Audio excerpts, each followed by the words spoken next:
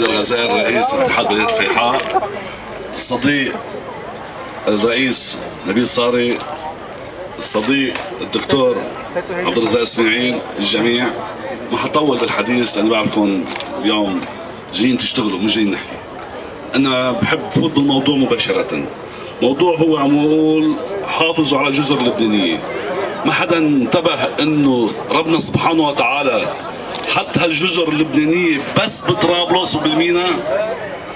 ربنا سبحانه وتعالى اعطانا نعمة، اعطانا مقومات لهالمدينة الحلوة، نحن ما عم نعرف نستغلها، ما عم نعرف نخلق فرص عمل، ما عم نعرف كيف لازم نعمل لها وظيفة. عندنا هالجزر كتير حلوة.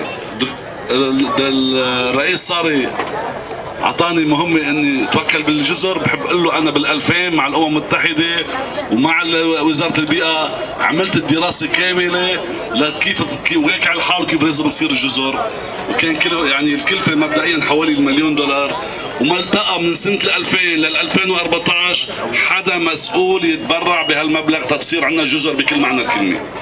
انا بملك الفكر، بملك الانماء، بس بملك المال. لو الله عطيني كنت صدقوني اعطيت كل شيء في معي.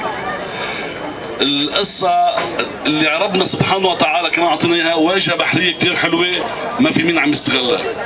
ان شاء الله ان شاء الله اذا صار في شغل بلديات وتعاون بين بلدية المينا وبلدية طرابلس، ممكن عبر الاتحاد نخلق بهالواجهة البحرية مشروع نحن عاملينه مسمينه بيئة بي، اللي هو باخرة بتاخذ من طرابلس لبيروت ومن بيروت لطرابلس، وغواصة بتروح من المينا على الجزر، وهيك بكون عملنا التسهيلات.